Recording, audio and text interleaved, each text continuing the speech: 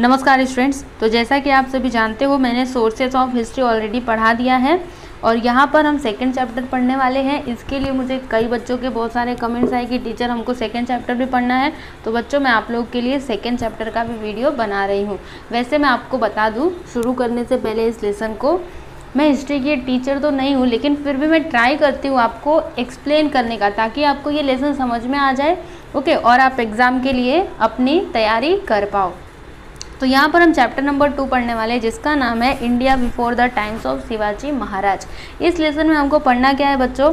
देखो, we shall learn about the various ruling powers in India before the times of Shivaji Maharaj. In this lesson various ruling powers existed in India during that period. मतलब शिवाजी महाराज के पहले हमारे भारत के ऊपर, ठीक है, जो हमारा इंडिया है, यहाँ पर किन किन पावर्स, मतलब कौन कौन से शासक थे, इनके बारे में हम पढ़ेंगे। मतलब कौन कौन सी रूलिंग पावर्स थी। ओके, क्योंकि शिवाजी महाराज के पहले तो कोई ना कोई होगा ना जो हमारे देश पे राज्य करता होगा, राइट। तो इनके बारे में हम यहाँ पर पढ़ने वाले हैं। ओके, तो चलिए अभी इस लेसन को स्टार्ट करते हैं। देखिए यहाँ पे फर्स्ट पैराग्राफ क्या दिया गया है इसमें। Pal in the 8th century was a famous dynasty in Bengal. In central India, the Gurjar Pratihar power spread up to Andhra, Kaling, Vidarbh, West, Kathiawar, Kannauj and Gujarat. देखिए बच्चों, यहाँ पे क्या दिया गया है कि 8th सेंचुरी में बंगाल में पाल डायनेस्टी क्या थी? फेमस थी। अब डायनेस्टी का मतलब क्या होता है स्टूडेंट्स? वंश, ठीक है। पाल वंश क्या था? फेमस था, ठीक है। इन सेंट्रल इंडिया, और सेंट्रल इंडिया में गुर्जर प्रतिहार जो पावर था, ठीक है, ये कहाँ तक फैला हुआ था? देखो, आंध्र, कलिंग, विदर्भ, वेस्ट, काठियावाड़, कन्नौज और गुजरात तक फैला हुआ था। अब नेक्स्ट पैराग्राफ देखेंगे। Among the Rajput dynasties in north India, the Garhwal and the Parmar dynasties were the important ones. Among Rajput, Prithviraj Chauhan belonging to the Chauhan dynasty was a valiant king. In the first war at Tarai, Prithviraj Chauhan had defeated Muhammad Ghori, but Muhammad Ghori defeated Prithviraj Chauhan in the second war at Tarai. देखो बच्चों, यहाँ पे क्या दिया गया है कि राजपूत जो डायनेस्टीज थी, ठीक है, उनमें नॉर्थ इंडिया में गढ़वाल एंड परमार डायनेस्टीज क्या थी? इम्पॉर्टेंट थी। ओके, और राजपूत, अगर हम राजपूत में देखें तो पृथ्वीराज चौहान जो थे, ठीक है, जो कि चौहान डायनेस्टी से बिलोंग करते थे, वे बहुत ही पराक्रमी राजा थे। बच्चों, वैलिएंट का मतलब क्या होता है? पराक्रमी। ओके, मतलब वीर। देखो यहाँ पे वैलिएंट दिया है ना, तो इसका मतलब क्या होगा? वीर, ठीक है। In the first war at Tarai, मतलब जब तराई में फर्स्ट वॉर हुआ था पृथ्वीराज चौहान का मुहम्मद गौरी के साथ, तब इन्होंने क्या किया था? मुहम्मद गौरी को हरा दिया था फर्स्ट वॉर में। मतलब जब पहला युद्ध हुआ था तो उसमें उन्होंने मुहम्मद गौरी को हरा दिया। अब जब दूसरा युद्ध हुआ ना, तो इसमें मुहम्मद गौरी ने पृथ्वीराज चौहान को हराया। समझ में आया? पहले में पृथ्वीराज जी ने किसको हराया? मुहम्मद गौरी को हरा दिया। फिर दूसरा जब वहाँ पे वॉर हुआ तो उसमें किसने हराया? मुहम्मद गौरी ने पृथ्वीराज चौहान को हरा दिया, ठीक है। इतना आपको समझ में आया। अब यहाँ पे नेक्स्ट पैराग्राफ देखते हैं। Rajaraja first and Rajendra first belonging to the Chola dynasty in Tamil Nadu were eminent rulers. The Cholas conquered the Maldives, Iceland and Sri Lanka using their naval strength. King Vishnuvardhan belonging to the Hoysal dynasty in Karnataka had conquered the whole of Karnataka. देखो students, इतने का meaning क्या हुआ कि राजा Ram first और Rajendra first, जो कि belong करते थे कहाँ से? चोल डायनेस्टी से, ये तमिलनाडु में क्या थे? Eminent rulers. इसका मतलब क्या हुआ? असाधारण महत्व रखते थे, ठीक है। फिर ये जो चोल थे, इन्होंने क्या किया? मालदीव्स, मतलब जो आइसलैंड था, मालदीव जो आइसलैंड था, और श्रीलंका, इनको अपने नेवी का यूज़ करके, मतलब उनका जो नौसेना थी, ठीक है, उसका यूज़ करके उन्होंने उसको क्या कर लिया? जीत लिया, ठीक है। फिर किंग विष्णुवर्धन, जो कि बिलोंग करते थे होयसल डायनेस्टी से, इन्होंने क्या किया? कर्नाटका, मतलब जो पूरा कर्नाटका था ना, उसको जीत लिया, ठीक है। कॉन्क्वायर्ड का मतलब क्या होता है? किसी भी प्रदेश को, उसको क्या करना? अपने कब्जे में ले लेना, उसको जीत लेना, ठीक है। नेक्स्ट पैराग्राफ देखिए। During the reign of Govind third of the Rashtrakuta dynasty in Maharashtra, the Rashtrakuta power spread from Kannauj up to Rameswar. Later Krishna III conquered the region up to Allahabad. देखो यहाँ पर क्या दिया गया है कि जो गोविंद थर्ड थे, ठीक है, ये कौन सी डायनेस्टी के थे, राष्ट्रकूट डायनेस्टी के थे। तो इनके कार्यकाल में क्या हुआ था, जो राष्ट्रकूट पावर था ना, ये फैला हुआ था कन्नौज से लेकर के रामेश्वर तक, ठीक है। फिर बाद में कृष्णा थर्ड ने क्या किया, इलाहाबाद तक के प्रदेश को, मतलब वहाँ का जो रीजन था उसको जीत लिया, ठीक है। Next, 3 dynasties of the Silharas emerged in western Maharashtra. One dynasty ruled over Thane and Raigad in North Konkan, the second in South Konkan, while the third dynasty ruled over some parts of the present-day Kolhapur, Satara, Sangli and Belgaum district. देखो यहाँ पर क्या दिया गया है कि 3 dynasties of the सिल्हारस emerged in western Maharashtra, मतलब western Maharashtra में सिल्हारस की 3 डायनेस्टीज क्या हुई, इमर्ज हुई। इसका मतलब क्या होता है, उदय होना, ठीक है। 3 डायनेस्टीज क्या हुई, उदित हुई, ठीक है। 1 dynasty rule over Thane and Raigarh in north Konkan, जिसमें से एक डायनेस्टी जो थी, ठीक है, उन्होंने कहाँ पे, मतलब वो कहाँ पे रूल कर रहे थे, कहाँ पे अपना शासन कर रहे थे, नॉर्थ कोंकण में, ठीक है। और जो सेकेंड डायनेस्टी थी वो साउथ कोंकण में, और थर्ड डायनेस्टी कहाँ पे, कोल्हापुर, सतारा, सांगली, बेलगाम डिस्ट्रिक्ट, मतलब अभी के टाइम पे इनका ये नाम है, कोल्हापुर, सतारा, सांगली, है ना, आपने सुना होगा इन सभी का नाम, ठीक है। चलिए अब आगे बढ़ते हैं। तो यहाँ पर इस पैराग्राफ में क्या दिया है, देखो, the last prosperous power before the period of Shivaji Maharaj was that of the Yadavs, मतलब लास्ट प्रोस्पेरियस पावर, मतलब प्रोस्पेरियस का मतलब क्या होता है, वैभवशाली, ठीक है। तो लास्ट प्रोस्पेरियस पावर, मतलब शिवाजी महाराज के पहले लास्ट पावर कौन थे, यादव्स थे, ठीक है, यादव थे। द कैपिटल ऑफ भिल्लम, इसको क्या बोलोगे, 5th, ठीक है, वी मत बोलना। The capital of Bhillama 5th of the Yadava dynasty was at Devagiri near Aurangabad. He extended his rule beyond the river Krishna. यहाँ पर क्या दिया गया है कि जो भिल्लम 5th थे यादव डायनेस्टी के, उनका कैपिटल कहाँ पर था, देवगिरी नियर औरंगाबाद में, ठीक है। फिर उन्होंने क्या किया, अपना जो पावर था उसको कृष्णा रिवर तक क्या किया, एक्सटेंड किया, ओके। चलो नेक्स्ट यहाँ पर देखेंगे हम, और मतलब नेक्स्ट पैराग्राफ देखेंगे। The Yadav period is considered to be the golden period of Marathi language and literature. It was in this period that the Mahanubhav Panth and the Warkari movement emerge. देखो यहाँ पे क्या दिया गया है कि ये जो यादवों का पीरियड था, ठीक है, इसको ऐसा माना जाता है, कैसे माना जाता है, golden period of Marathi language and literature, ठीक है। इसी में मराठी लैंग्वेज और लिटरेचर का मतलब बहुत ज़्यादा क्या हुआ था, विकास हुआ था, ठीक है। It was in this period that the Mahanubhav Panth and the Warkari movement emerge, मतलब ये वही पीरियड है जब महानुभव पंथ और वरकारी मूवमेंट क्या हुए थे, उदय हुए थे, उदित हुए थे, ठीक है स्टूडेंट्स। अब नेक्स्ट हमको क्या पढ़ना है, invasion from the north waste.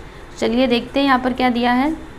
Local dynasties like the Yadava and Rashtrakuta ruled in Maharashtra, but invaders from the north west conquered the local dynasties there and establish their own rule.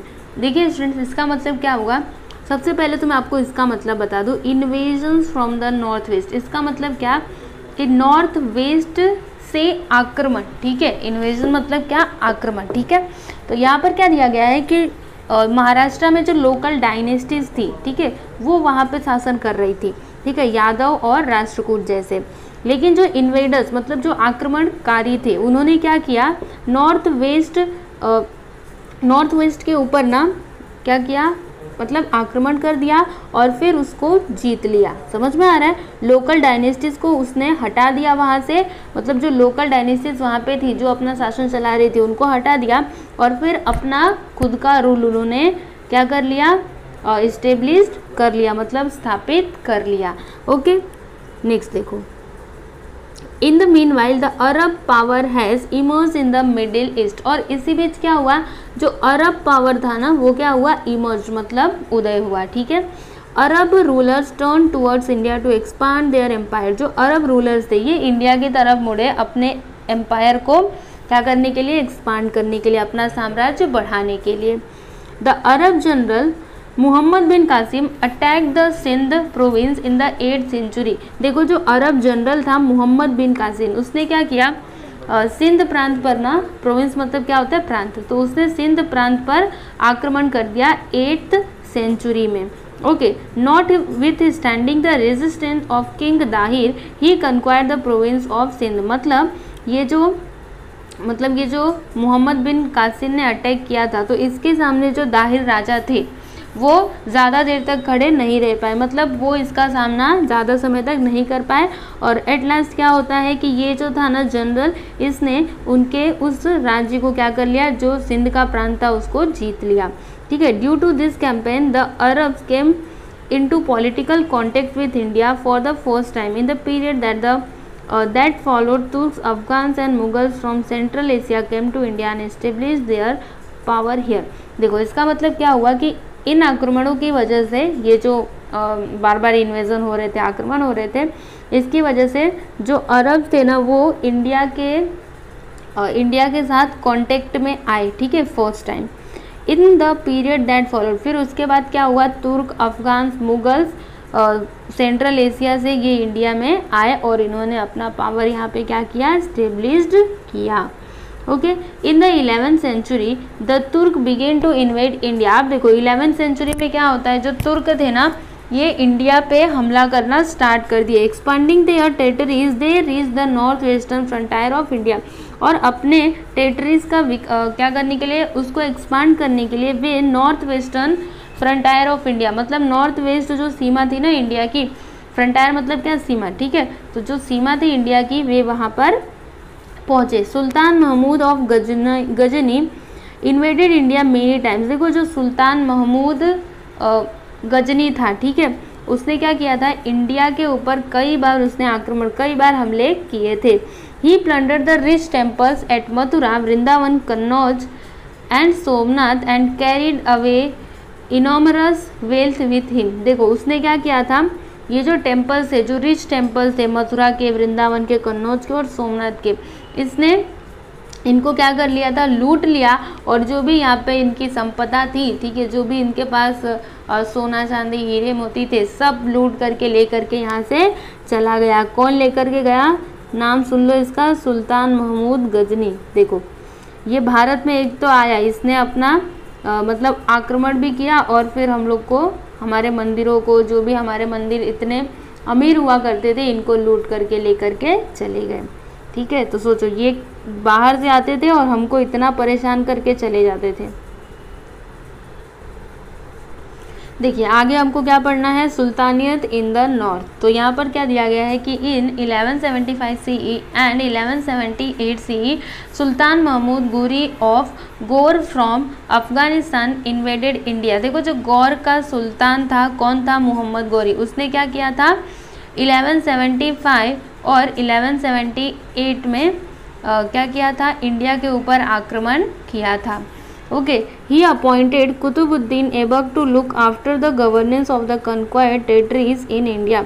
और उसने क्या किया, फिर कुतुबुद्दीन ऐबक को अपॉइंट किया। किस लिए अपॉइंट किया, उसने जो भी इंडिया में राज्य जीते हुए थे, जो भी टेरिटरीज उसके हाथ में आई थी, उसके कब्जे में आई थी, उनके ऊपर शासन करने के लिए उसने किसको अपॉइंट किया, कुतुबुद्दीन ऐबक को अपॉइंट किया। Later after the death of Mohammad Ghori in 1206 CE, Aibak began to rule the Indian territories under his rule independently। देखो जब महमूद गौरी की मृत्यु हो गई, जब उसकी डेथ हो गई, कब हुई थी, 1206 में। ठीक है, ईस्वी सन 1206 ऐसा होगा। ठीक है, तब ये जो कुतुबुद्दीन ऐबक था, इसने जो भी इंडिया की टेरिटरीज थी उसके ऊपर अपना राज करना शुरू कर दिया। Okay, Aibak who was initially a slave became the ruler of Delhi. He died in 1210 CE। देखो ये जो ऐबक जो था ना, वो इनिशियली मतलब स्टार्टिंग में क्या था, स्लेव मतलब क्या होता है, गुलाम। ठीक है, स्टार्टिंग में ये क्या था, गुलाम था, जो बाद में क्या बना, रूलर ऑफ दिल्ली, मतलब दिल्ली का रूलर बना। And he died in 1210 CE और 1210 में इसकी मृत्यु हो गई। किसकी मृत्यु हुई थी, इस कुतुबुद्दीन ऐबक की। अब यहाँ पे हम डू यू नो भी देख लेते हैं। आफ्टर कुतुबुद्दीन ऐबक इल्तुतमिश, रजिया बलबन, अलाउद्दीन खिलजी, फिर Mohammad bin Tughlaq, Firoz Tughlaq, Ibrahim Lodi and other sultans ruled over India. मतलब कुतुबुद्दीन ऐबक के बाद इतने सारे लोगों ने क्या किया, इंडिया के ऊपर अपना शासन किया। ठीक है। Ibrahim Lodi was the last sultan, he made many enemies because of his peculiar temperament. देखो ये जो इब्राहिम लोदी था ना, ये लास्ट सुल्तान था। ठीक है। उसने अपने बहुत सारे शत्रु बनाए हुए थे। क्यों बनाए हुए थे? क्योंकि उसका जो स्वभाव था वो ही एकदम बेकार था। ठीक है। इसके वजह से सब लोग उसके क्या बन गए थे? एनिमीज, मतलब उसके शत्रु बन गए थे। Daulat Khan Lodi, governor of Punjab, invited Babur the ruler of Kabul to fight against Ibrahim Lodi. देखो दौलत खान लोदी जो था उसने क्या किया, जो कि गवर्नर ऑफ पंजाब मतलब पंजाब का गवर्नर था, उसने काबुल का जो रूलर था, ठीक है, कौन था? बाबर, उसको इनवाइट किया कि इब्राहिम लोदी के साथ युद्ध करने के लिए, समझ में आ रहा है, उसके खिलाफ युद्ध लड़ने के लिए उसने बाबर को खुद बुलाया। किसने बुलाया? दौलत खान लोदी ने बुलाया। Babur defeated Ibrahim Lodi in the battle and thus the sultanate came to end. और बाबर ने क्या किया, फिर जब लड़ाई हुई तो इब्राहिम लोदी को हरा दिया और इस तरह से सुल्तानियत क्या हो गई? एंड हो गई, ख़त्म हो गई। ठीक है बच्चों। अब नेक्स्ट हमको क्या पढ़ना है? The kingdom of Vijayanagara. तो चलिए देखते हैं। During the reign of Sultan Muhammad bin Tughlaq of Delhi, there were many revolts in the south against the central power of Delhi. From these revolts arose the formidable Vijayanagar and Bahmani kingdoms. देखो यहाँ पे क्या दिया गया है कि सुल्तान मोहम्मद बिन तुगलक, ठीक है, जो कि दिल्ली में अपना रूल कर रहे थे, ठीक है, उनके कार्यकाल में क्या हुआ क्या हुआ था? देयर वर मेनी रिवोल्ट्स, मतलब देखो यहाँ पर रिवॉल्ट्स मतलब क्या होता है? विद्रोह करना। ठीक है। रिवॉल्ट्स मतलब क्या होता है? विद्रोह करना। इन the south against the central power of Delhi. देखो जो दिल्ली में सेंट्रल पावर थी, ठीक है, उसके खिलाफ साउथ में क्या हुआ क्या हुआ था? मतलब बहुत सारे विद्रोह हुए थे कि ये पावर हमको नहीं चाहिए। विद्रोह क्यों होता है? क्योंकि हम किसी बात से जब एग्री नहीं करते, हम डिसएग्री होते, तब विद्रोह होता है। तो वो लोग ये जो सेंट्रल पावर थी ना दिल्ली में, इससे क्या थे मतलब खुश नहीं थे, इसलिए बहुत सारे इसके लिए विद्रोह हुए। From this revolts arose the formidable Vijayanagara और बहमनी किंगडम्स। और इन्हीं रिवोल्ट्स की वजह से क्या हुआ था? मतलब इन्हीं विद्रोह की वजह से दो किंगडम, विजयनगर और बहमनी, और ये बस किंगडम ही नहीं थे, कैसे थे? Formidable kingdom. फॉर्मिडेबल मतलब क्या? जो जिसको कोई भी हरा ना सके, ठीक है, अपराजित। ओके, तो मतलब शक्तिशाली। ओके, फॉर्मिडेबल मतलब हम बोल सकते हैं शक्तिशाली। विजयनगर और बहमनी राज्य जो थे ये क्या हुए? उदित हुए। ठीक है, मतलब ये कैसे मैं बोलूँ, अराइज हुए। ठीक है, आप ऐसे करके बोल सकते हो। चलो अब नेक्स्ट यहाँ पे देखना, नेक्स्ट पैराग्राफ, इसमें क्या दिया है कि the brothers Harihar and Bukka from south India were sardars in the service of Delhi sultan. देखो ये जो हरिहर और बुक्का थे, ठीक है, तो साउथ इंडिया में जो दिल्ली में जो सुल्तानियत थी, ठीक है, वहाँ पे ये कौन थे? सरदार थे। ठीक है, ये सरदार थे। ओके, उसके बाद taking advantage of the instability in the south during the reign of Mohammad bin Tughlaq, they founded the kingdom of Vijayanagar in the south in 1336।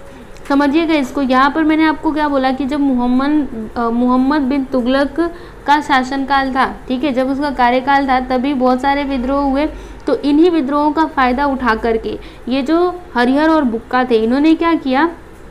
इन्होंने एक नया किंगडम विजयनगर क्या किया? उसको फॉर्म किया। कब किया? इन 1336 CE में।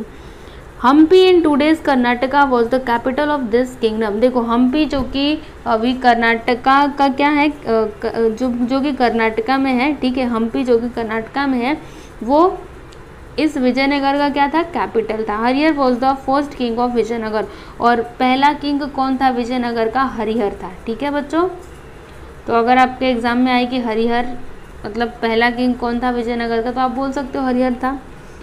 Harihar was succeeded by his brother Bukka. देखो हरिहर के बाद जो उसका ब्रदर बुक्का था, वो उस विजयनगर के सिंहासन पर बैठा। Bukka brought the region up to Rameshwar under his control. फिर बुक्का ने क्या किया?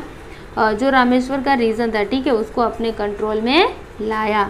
ओके बच्चों, तो ये तो हमने पढ़ लिया किसके बारे में, the kingdom of Vijayanagara, Vijayanagara के किंगडम के बारे में कि विजयनगर कैसे स्टेब्लिश्ड हुआ। समझ में आया आपको कैसे स्टेब्लिश्ड हुआ। देखो मोहम्मद बिन तुगलक का जब कार्यकाल चल रहा था तब उस टाइम पे बहुत सारे विद्रोह हुए और इसी का फ़ायदा उठा करके हरिहर और बुक्का इन्होंने क्या किया, 1336 में विजयनगर राज्य की क्या की स्थापना की। ठीक है, फिर उसके बाद जो हरिहर था वो क्या बना, विजयनगर का पहला राजा बना और फिर जो कौन था, हरिहर, उसके बाद उसका भाई बुक्का सत्ताधीश बना, मतलब वो राजा बना। ठीक है, और फिर बुक्का ने क्या किया, जो रामेश्वर का रीजन था उसको अपने कंट्रोल में लाया। ठीक है बच्चों, इतना समझ में आया।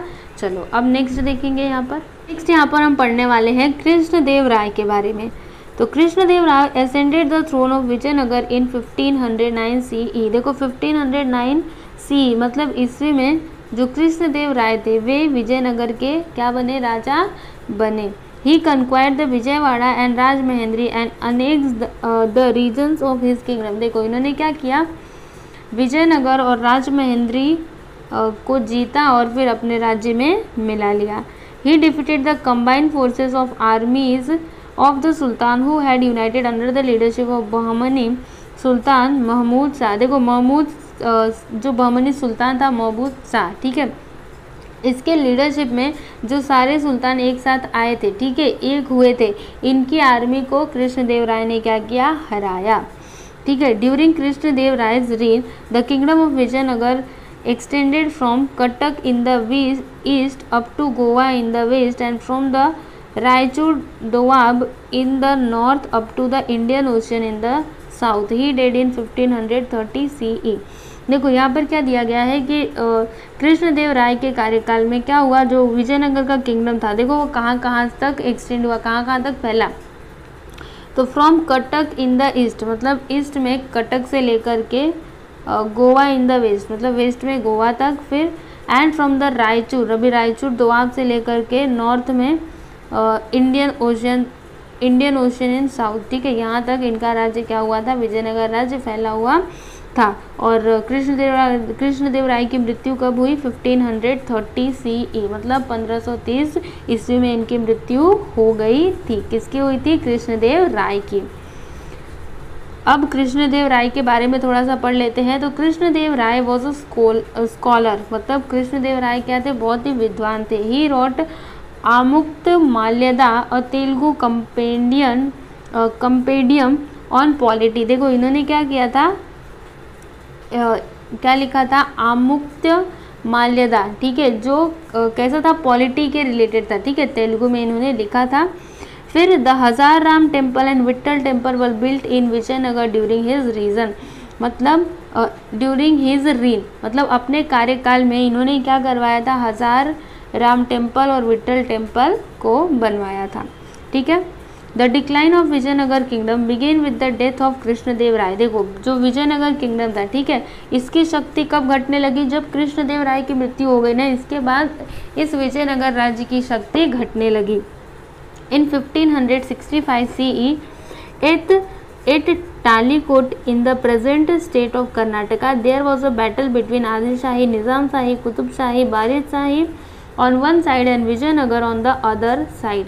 देखिए यहाँ पर क्या दिया गया है कि इन 1565 CE मतलब ईस्वी सन 1565 में क्या हुआ था, देखो अभी कर्नाटका का जो प्रेजेंट स्टेट ऑफ कर्नाटका मतलब कर्नाटका का जो टालीकोट है वहाँ पर क्या हुआ था, युद्ध हुआ था। ठीक है, और किसके किसके बीच में हुआ था, ध्यान से सुनना, Adil Shahi, Nizam Shahi, Qutb Shahi, Barid Shahi on one side मतलब ये सभी वन साइड थे, एंड दूसरी साइड में कौन था, अदर साइड में Vijayanagara on the other side मतलब विजयनगर दूसरे साइड में था। ठीक है, तो क्या होता है इस युद्ध में क्या हुआ, विजयनगर वॉज डिफीटेड, विजयनगर क्या हो गया, हार गया। There after the dominance of Vijayanagar came to end, और इसके बाद इस हार के बाद जो विजयनगर का जो भी राज्य था वो क्या हो गया, एंड हो गया, ख़त्म हो गया। ठीक है बच्चों, तो ये था कृष्णदेव राय के बारे में।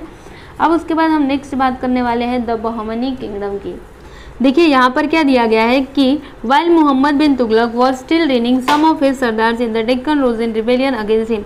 मतलब जब ये जो सरदार थे, ठीक है, मोहम्मद बिन तुगलक के प्रभाव को क्या करना चाहते थे, ख़त्म करना चाहते थे, उसको यहाँ से उखाड़ फेंकना चाहते थे, ठीक है। The leader of this sardars Hasan Gangu defeated the army of the sultan of Delhi.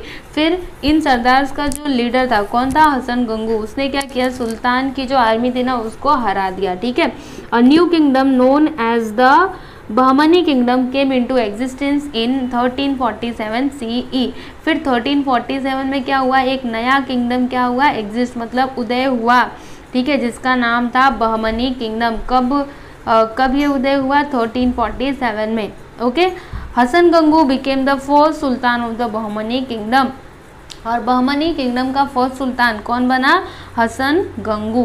He made the city of Gulbarga in Karnataka his capital, और उसने क्या किया, गुलबर्गा जो सिटी थी, ठीक है, उसको अपना कैपिटल बना लिया, ओके, मतलब अपनी राजधानी बनाई उसने गुलबर्गा को, ओके। तो इस तरह से हमने यहाँ पर क्या पढ़ा, द बहमनी किंगडम, मतलब बहमनी किंगडम कैसे बना, ठीक है। अब नेक्स्ट देखते हैं